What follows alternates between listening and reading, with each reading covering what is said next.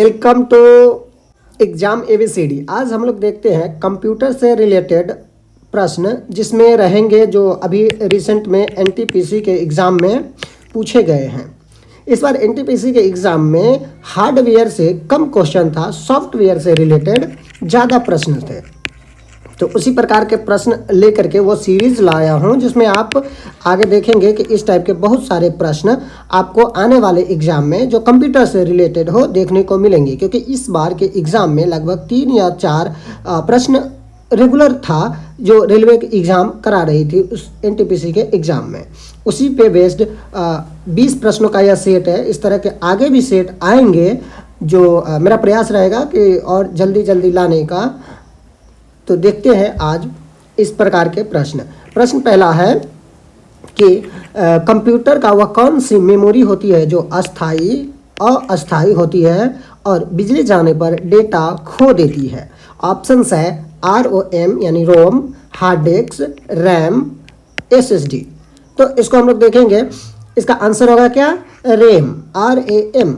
ये क्या होती है? अस्थायी होती है। यदि बिजली चली जाती है और सिस्टम आपका बंद हो जाता है, मैंने डेस्कटॉप वाला जो पहले आते थे, अभी तो लैपटॉप में होता है, तो वो जनरली बंद नहीं होता है। लेकिन अगर वो भी बैटरी के कारण अगर बंद हो जाती है तो अस्थायी होती है, उसका सारा डेटा लॉस हो जाता है। वो क्या होता है? रैम। तो इसका आंसर हो जाएगा क्या? रैम। ऑप्शन नंबर पहला है ROM। यह अस्थायी मेमोरी होती है। डेटा तब भी रहता है जब बिजली बंद हो जाए। किसमें? रोम में, रीड ओनली मेमोरी में। यह नॉन वोलाटाइल होती है। वोलाटाइल मीन्स क्या? जब बिजली चले जाए तो ख़त्म हो जाए, ठीक ना। लेकिन यह वोलाटाइल क्या है? नॉन वोलाटाइल है। मतलब बिजली अगर चली भी जाएगा तो इसका जो भी इस मेमोरी में आप सेव किए रहिएगा वो सारा रहेगा। ऑप्शन 2 में था कि हार्ड डिस्क। यह भी एक स्टोरेज डिवाइस है जो कि अस्थायी रूप से बहुत दिनों के सुरक्षित रहता है। बिजली चली भी जाए तो कोई प्रॉब्लम नहीं है। नेक्स्ट है आपका रैम, जो इसका आंसर था। इसका फुल फॉर्म होता है रैंडम एक्सेस मेमोरी। यह वोलाटाइल मेमोरी होती है, यानी बिजली जाने पर इसका डेटा मिट जाता है। नेक्स्ट है SSD। SSD क्या होता है? यह सेकेंडरी डिवाइस है और ये भी नॉन वोलाटाइल होती है। यानी नॉन वोलाटाइल क्या हो गया? रोम, हार्ड डिस्क और SSD। लेकिन RAM, RAM, random access memory, यह वोलाटाइल मेमोरी होती है। प्रश्न नंबर अगला है कि एक्सेल में किसी कॉलम को पूरी तरह चुनने के लिए किस शॉर्टकट की का उपयोग होता है? इस बार जो भी एग्जाम में है इसी टाइप के प्रश्न ज़्यादा पूछे जा रहे थे, जो कि सॉफ्टवेयर से संबंधित थे। ऑप्शंस है, देखिए, एक्सेल में कॉलम को पूरी तरह चुनने के लिए क्या यूज किया जा रहा है? मतलब कौन से शॉर्टकट की का उपयोग किया जा रहा है? ऑप्शंस है Ctrl+A, Ctrl+ space bar, Shift+ space bar, Alt+C। Answer होगा क्या? कि कॉलम को, एक्सेल में कॉलम को पूरी तरह चुनने के लिए Ctrl+ स्पेस बार, यानी ऑप्शन नंबर B हो जाएगा। ठीक है। नेक्स्ट देखेंगे इसको एनालाइज। इसमें क्या है कि Ctrl+C से क्या होता है? कॉपी होता है। ये कॉपी करने के लिए यूज करते हैं। Ctrl+ स्पेस बार से देख लिए कि एक्सेल में कॉलम को पूरी तरह सेलेक्ट करने के लिए। Shift+ स्पेस बार, यह पूरी रॉ को सेलेक्ट करता है। पूरी जो भी रॉ उसमें बने रहेंगे, पूरी रॉ को ये सेलेक्ट कर लेता है। ठीक है। Alt+C, ये कोई शॉर्टकट की नहीं है, तो ये तो कोई की होता ही नहीं है। Ctrl+C पहला देखेंगे, ऑप्शन ए Ctrl+C कॉपी करने के लिए, Ctrl+ स्पेस बार एक्सेल में कॉलम को पूरी तरह सेलेक्ट करने के लिए, Shift+ स्पेस बार कॉलम को पूरी तरह से सेलेक्ट करने के लिए, और Shift+ स्पेस बार हो गया किसके लिए? तो रॉ को पूरी तरह सेलेक्ट करने के लिए। अगला प्रश्न है कि MS वर्ड में Ctrl+Z का क्या कार्य होता है? यह सेव करता है टेक्स्ट को, कॉपी करता है, या पिछले कार्य को पूर्ववत यानी अंडू करता है, या फाइल को क्लोज करता है? ऑप्शन फिर से है, MS वर्ड में Ctrl+Z का काम क्या होता है? आंसर, यह क्या करता है? तो पिछले कार्य को पूर्ववत करता है। पिछले कार्य को क्या करता है? पूर्ववत करता है। ऑप्शन नंबर B इसका सही जवाब होगा। ठीक है। अब कंट्रोल सेव करने के लिए हम किसका यूज करते हैं? Ctrl+S, ठीक है। Ctrl+C कॉपी करने के लिए, और फाइल को क्लोज करने के लिए Ctrl+W का होता है। और यहाँ देख लेंगे प्रश्न क्या था? Ctrl+Z, जो कि पिछले कार्य को अंडू करने के लिए किया जाता है, मैंने पूर्ववत करने के लिए। अगला प्रश्न है कि MS पेंट एक प्रकार का सॉफ्टवेयर है, सॉरी, MS पेंट एक प्रकार का कौन सा सॉफ्टवेयर है? ऑप्शन है system software, processor software, application software या नेटवर्क सॉफ्टवेयर। आंसर होगा एप्लीकेशन सॉफ्टवेयर।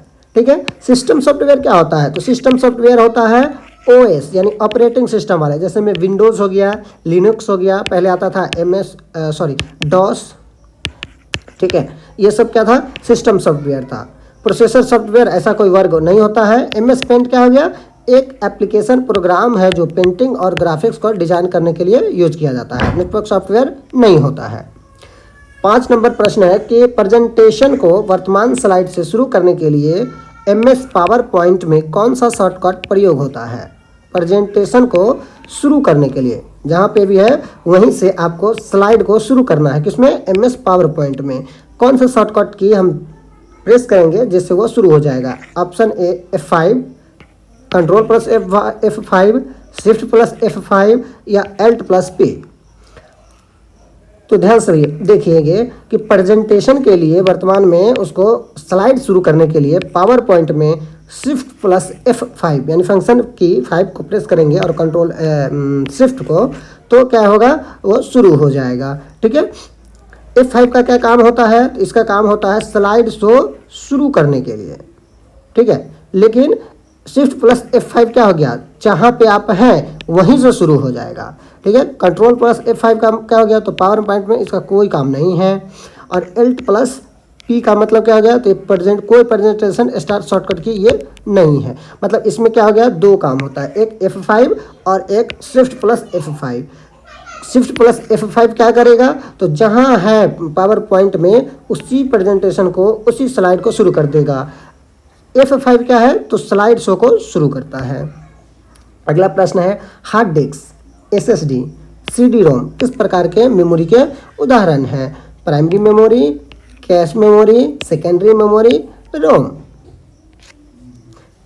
इसका आंसर हो जाएगा सेकेंडरी मेमोरी, सेकेंडरी मेमोरी। बाकी एनालिसिस देखेंगे कि प्राइमरी मेमोरी में क्या क्या आता है? तो रैम आता है और कैश आता है। ठीक है, इसमें ये होता है कि लाइट अगर कट जाए तो इसका मेमोरी ख़त्म हो जाता है, ये वोलाटाइल होता है ना, कैश मेमोरी।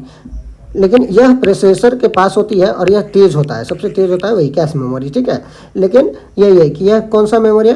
प्राइमरी मेमोरी है। सेकेंडरी मेमोरी क्या हो गया? सेकेंडरी मेमोरी आ गया जो कि स्थायी स्टोरेज डिवाइस हो गया, जिसमें HDD, SSD, CD-ROM ये सब आता है।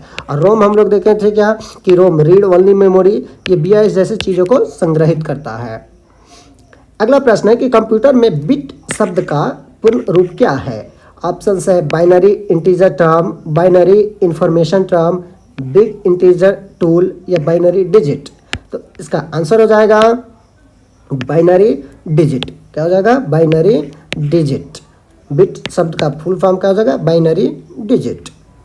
याद रखेंगे कि बिट यानी बाइनरी डिजिट किसको बोलते हैं? 0 या 1 को बोलते हैं। कंप्यूटर में बाइनरी डिजिट क्या है? 0 या 1। ठीक है, अगला प्रश्न है कि एक कंप्यूटर सिस्टम में इनपुट डिवाइस का उदाहरण क्या है? मॉनिटर, प्रिंटर नहीं है, ये प्रिंटर होगा। क्या होगा? प्रिंटर।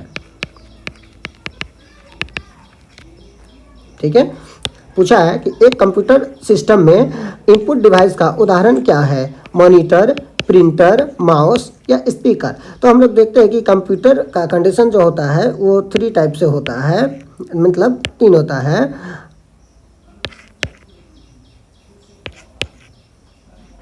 देखेंगे, एक हो गया इनपुट डिवाइस जिससे हम इंफॉर्मेशन को क्या करते हैं? कंप्यूटर में डालते हैं। एक होता है आउटपुट डिवाइस, आउटपुट डिवाइस जो हमें रिजल्ट बताता है, जो क्या करता है? रिजल्ट बताता है। इसमें हो गया आपका डिस्प्ले, है ना, प्रिंटर, ठीक है, एक प्लॉटर आता है। ये सब क्या हो गया? हमें रिजल्ट को दिखा रहा है। हम इसमें डिवाइस में डालते किससे इंफॉर्मेशन? तो माउस से, कीबोर्ड से, स्कैनर से।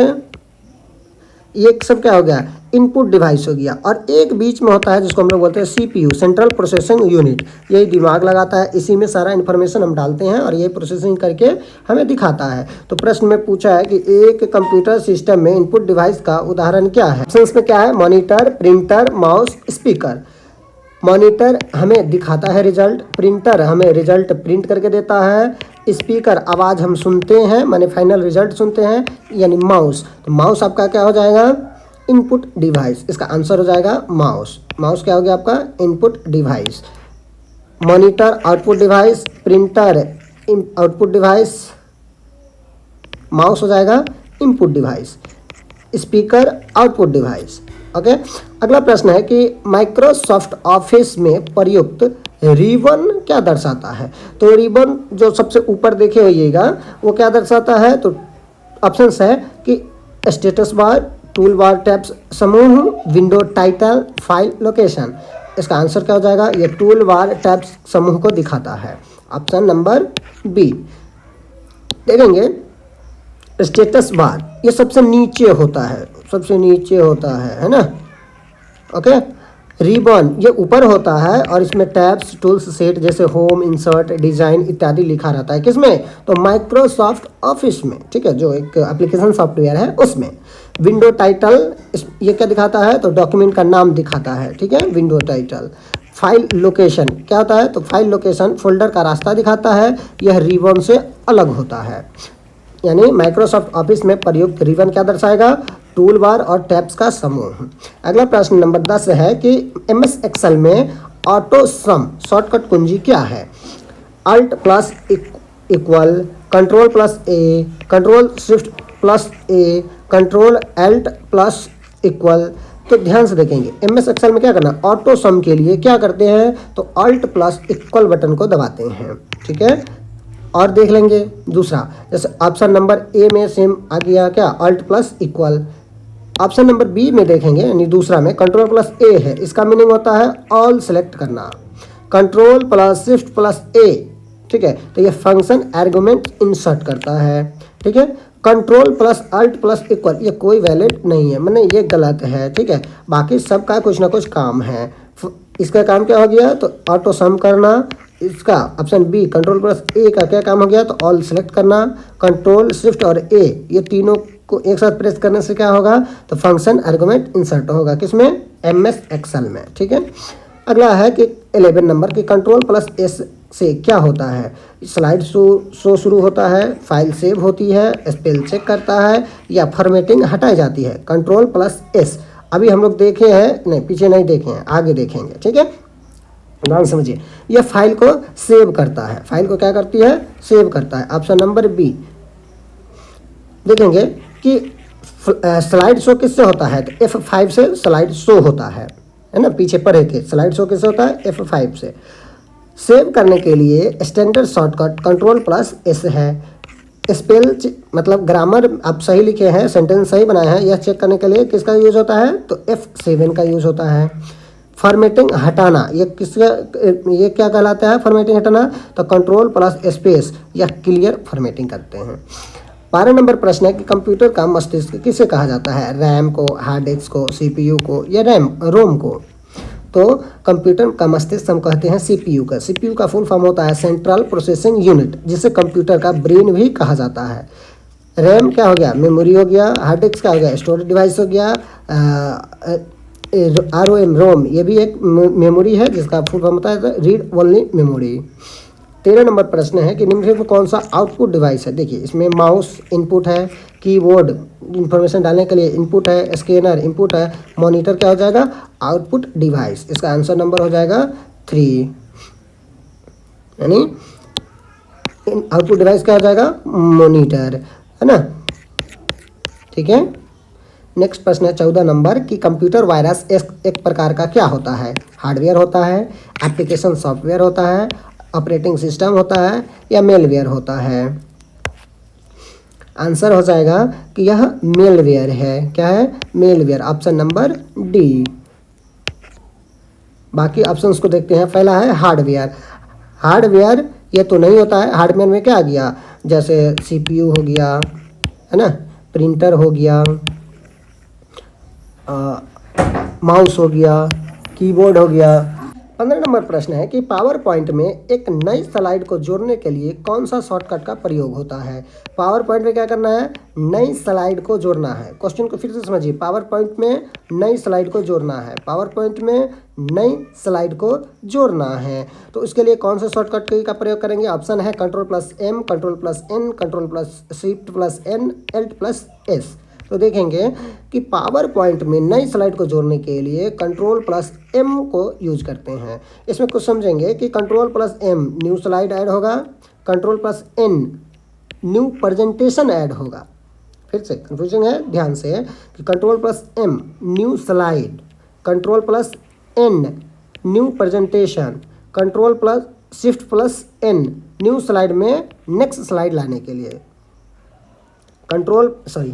Shift+N स्लाइड शो में नेक्स्ट स्लाइड लाने के लिए, Alt+S स्लाइड शो में टैब खोलने के लिए। फिर से Ctrl+M new slide, Ctrl+N new presentation, Shift+N slide show में नेक्स्ट स्लाइड लाने के लिए, Alt+S स्लाइड शो टैब खोलने के लिए।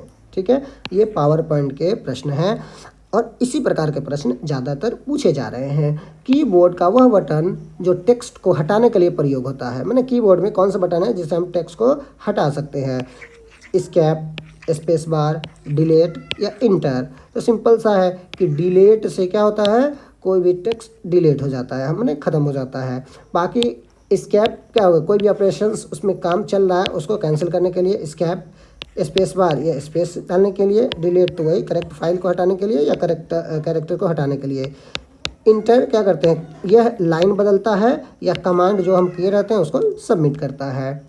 17 नंबर प्रश्न है कि स्पेल चेक शुरू करने के लिए, मैंने वर्ड में MS वर्ड में स्पेल चेक शुरू करने के लिए कौन सा शॉर्टकट की है।